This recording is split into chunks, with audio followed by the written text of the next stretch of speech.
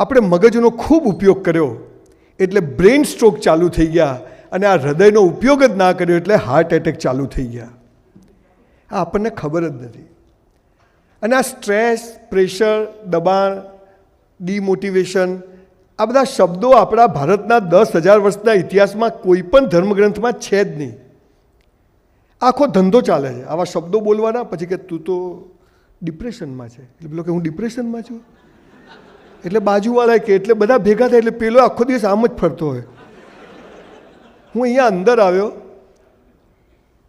સાહેબ તમે ગુજરાતી છો, દેશ આઝાદ થયો ને ત્યારે 2 ગુજરાતી હતા, પટેલ અને ગાંધી. હાલ પણ 2 છે, અને પછી પણ 2 ગુજરાતી જશે, એક હું છું ને એક હોધું છું. હાલા રણમાં રેત વેચી આવે ને દરિયામાં પાણી વેચી આવે, ગુજરાતી દિવેલ પીધેલો હોય, એને સ્ટ્રેસ વિશે શું વાત કરવાની હોય? પણ હવે કીધું છે એટલે આપણે બોલવાનું કે આમ છે ને ઢેકણું છે ને પૂછડું છે ને બધું. હું અંદર આવ્યો, તમે રિજેન્ટામાં બેઠા છો, તમે ગુજરાતમાં છો, અમદાવાદમાં છો, સીએ છો, અને તોય 70% લોકોના ચહેરા તો જીવનમાં મજા નથી. એટલે ભાઈ પ્લગમાં 2 આંગળી ગાળ દેવાની, 5 મિનિટ થાય. મારી સાથે આવું કેમ થાય છે? The whole education system is working for only 10% of the total students. What is about rest of the 90% students? અને જે 10% તૈયાર થાય છે અહીં બેઠા છે, સ્ટ્રેસ આવે છે. મને મેડિકલ કોલેજમાં પ્રીતિબેન લઈ ગયેલા અદાણી, એમને ત્યાં ભુજમાં, મેડિકલના છોકરાઓ ટેન્શનમાં, એમને બહાર કાઢો. મેં તો 54% વાળો 94% વાળાને ક્યાંથી બહાર કાઢે? મને સમજાવો તમે. સાહેબ લાઈફ ઇઝ સો બ્યુટિફુલ, કોઈ કહેતું જ નથી. જેને પૂછો મોટા થાવ ખબર પડશે. એટલે શું ખબર પડશે? તું દિવેલ પીધેલો ફરે, હું દિવેલ પીધેલો ફરીશ. ખરેખર માણસ જેમ મોટો થાય, ઉંમર લાયક થાય, એ હસતો થવો જોઈએ, ચહેરો એનો ખિલખિલાટ થવો જોઈએ. એના બદલે જેમ જેમ માણસ ઘરડો થાય છે ને એમ, શું છે ભાઈ, શું છે ભાઈ, કે ગુનો કર્યો છે મેં? અને આ આખી પ્રોસેસ અનંત વર્ષોથી ચાલે છે. બહુ વિરલાઓ આમાંથી બહાર નીકળે છે. તમને 2 મહિના પહેલાં ખબર હતી કે હું અહીંયા બોલવાઈશ, તમે અહીંયા બેઠા હશો? ના. ધો વી આર હિયર. આપણે મંદિર જતા અને કૂતરું બટકું ભરી જાય, આપણે બટકું ભરાવા ગયા હતા. હાલા પ્રેમ આપણે કરીને લગ્ન બીજો કરી જાય.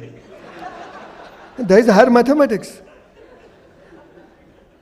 અને તમને ચાર્ટર્ડ એકાઉન્ટન્ટને તો એક જ વાક્ય કહું છું, સાહેબ જો તમે આજથી દિવેલ પીધેલા ફર્યા ને તમારી બાની સોગન છે, આવે તે ઉધારો ને જાય તે જમા કરો. આખી જીવનની ફિલોસોફી આમાં આવી જાય છે બોસ. આવે તે ઉધારો, જાય તે જમા કરો. પણ એ 12મા ધોરણમાં છોડ્યું, પછી પકડ્યું જ નહીં. દુનિયાભરની ગુરજીએફ, ઓસ્પેન્સ્કી, બર્નાર્ડ શો 10,000 5,000 પુસ્તકો વાંચ્યા. આ એક જ વાક્યમાં આખું જીવન માણસ સમજી જાય ને તો સ્ટ્રેસ જેવો શબ્દ જ નથી. પણ તોય હું શું કરું? તું ઘેર જઈ, અને હવે તો મોટા પ્લગ આવ્યા છે પેલા ગાડી ચાર્જિંગના, આખો હાથ જતો રહે અંદર, થપ દઈને પૂરું. મને ખબર છે 30 તારીખ હોય, 31 તારીખ હોય, જીએસટીના બધું, કે અમારે કંઈ નહીં હોય. તમે શું માનો છો? હાલ 2500 કરોડ જોઈએ છે, બોલો. આ ઊંઘ નહીં આવતી રાતે, તો અહીં બોલવું પડે છે સ્ટ્રેસ મેનેજમેન્ટ. હવે આપણે પહેલાં સીએ બનવાનું ટેન્શન, 12માં ટકા લાવે, પછી સીએ બનવાનું ટેન્શન બન્યા, પછી કયા શહેરમાં સેટ થવું, કોના હાથ નીચે કામ કરવું, પછી ફાઇલો મળશે કે નહીં મળે, પછી ફાઇલો મળે એટલે હવે વધારે મળે, પછી ઓફિસો મોટી થાય. હું સીએની ઓફિસ બાજુ આમ ઢગલા પડ્યા હોય, આમ સાહેબ તો દેખાતા જ ના હોય. અને એમ કરતાં કરતાં સીએમાંથી પછી એ ડાયવર્ઝન કરે, શેર બજારમાં કરે, એ જમીનમાં કરે, એ ઇન્વેસ્ટમેન્ટ કરે, ને પછી એક દર કે મજા નથી.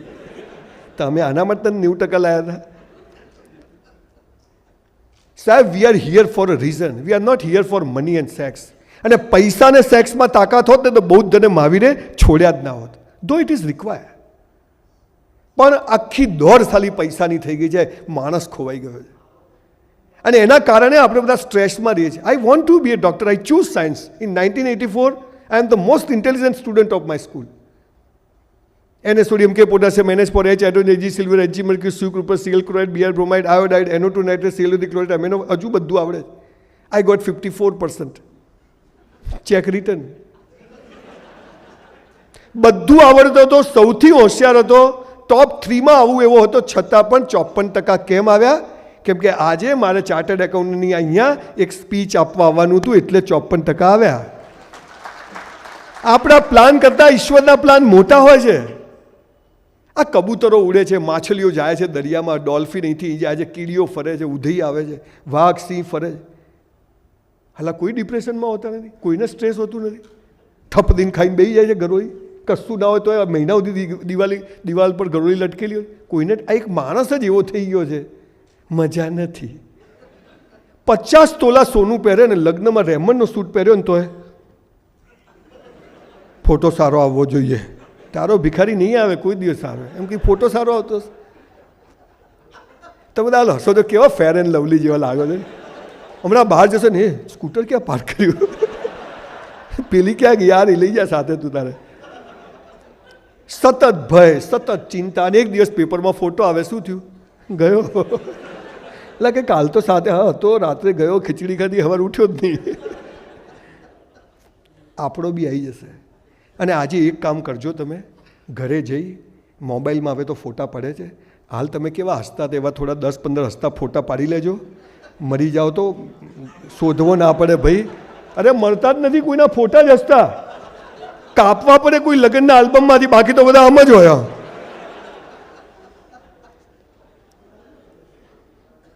સમાજ એવી વ્યવસ્થા બનાવી છે કે કોઈ મજામાં રહે જ નહીં. તમે જો એક નાનું બાળક સ્કૂલથી ઘરે આવે ને, સીધું જ ઓસરીમાં ચપ્પલ ફેંકે, અંદર જઈને દફતર ફેંકે, મમ્મી ખાવા ખાઈ લે. આ સામાન્ય દ્રશ્ય. પણ બાળક સ્કૂલથી ઘરે આવે, સરસ બૂટ કાઢીને રેકમાં મૂકે, અંદર જઈને દફતર એના કબાટમાં મૂકે, નવા એટલે સ્કૂલ ડ્રેસ કાઢીને જૂના કપડાં ઘરે આવીને મમ્મીને હક કરે, મમ્મી નાસ્તો આપ, તું સ્કૂલ ગયો તો કે નહીં? આ રોજ દિવેલ પીધેલો આજે હસતો ક્યાંથી આવ્યો? બધા સીએ નક્કી કરે કે આજથી રોજ સાંજે ઓફિસથી ઘરે હસતા હસતા જવું છે, પરફ્યુમ 5000ની બોટલ રાખવી છે, માથું બોથું ઉડાવીને તમે સાંજે ઘરે હસતા હસતા જાઓ. અને પત્ની શું કહે, ક્યાં ગયા હતા તમે? આ લોકો ફેદાયેલો આજે વ્યવસ્થિત ક્યાંથી આવ્યો? અચ્છા, તમે ઘરે જાઓ, તમારી પત્ની મારા વિડીયો જોયા, એને કીધું સંજય કીધું સારું જે થવું જાય મસ્ત રહેવું, નવી સાડી પહેરે, ચાલ્લો બાલ્લો કરીને રાહ જોઈને બેઠી, તમે ઘરે જઈને ટિંગ ટોંગ કરો અને એ પાણીનો ગ્લાસ લઈને આવે, તમે શું કહો? એટલે કોના ઘેર આવી ગયો છે? સો કોલ ધર્મગુરુઓ 70% સારા હોય છે, પણ એવા બી છે, એની પાસે જઈને તમે કોણ તેરા કલ્યાણ, તારું કર ને ભાઈ, અમારે તો થઈ ગયું છે. તમે જો એની સામે ખિસ્સામાં હાથ નાખીને જાઓ ને, શું બાપજી મજામાં? તો બાપજી ટેન્શનમાં. ચાલો આ તો મજામાં છે. સાહેબ, આપણા દુઃખ ઉપર લોકોની દુકાનો ચાલે છે, યાદ રાખજો. આપણા દુઃખ ઉપર લોકોની દુકાનો ચાલે છે. તમે મુસીબતમાં છો, તમે તકલીફમાં છો, કોઈને કહેતા નહીં, કેમ કે સાલી તૂટેલા ઘરની ઈંટો લોકો લઈ જાય છે. બોસ, આ એવી દુનિયા છે. મને બી વચ્ચે એવું થયું કે બધું છોડી દો, મર્સિડીઝ. મેં કીધું છોડો નહીં, જોઈએ ફોર્ચ્યુનર મોટી ઓફિસમાં તું બાવા થઈ જાઓ, સંસાર છોડ દો, બધું બેકાર છે. આ શું માગે રોજ હવાર પડે?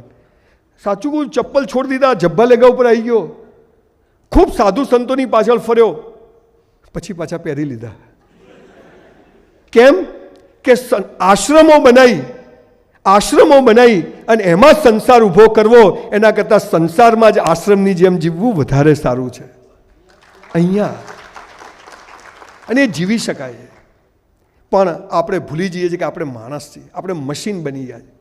રોબોટ. સવારે ઉઠ્યા, આ કર્યું, તે કર્યું, આ કર્યું, ઓફિસ, ટાઈમ નથી, ટેન્શન નથી, ટિફિન પડ્યું હોય, ખબર નહીં આપણે કઈ દિશામાં. અરે તમે નહીં, સિકંદરો બી જતા રહ્યા. સદ્દામ હુસેન સોનાની ચકલીમાં પાણી પીતો તો ગટરમાંથી બહાર કાઢ્યો, અને સદ્દામ પેલા અચ્છા આમાં હાથ મૂકીને ગયા. બધું હું તમને બાવા બનાવવા નથી આવ્યો, રખેન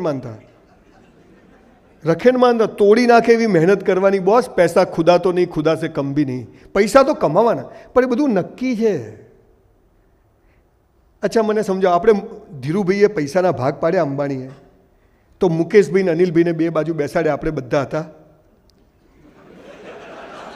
બધાને સરખા પૈસા આપ્યા ને?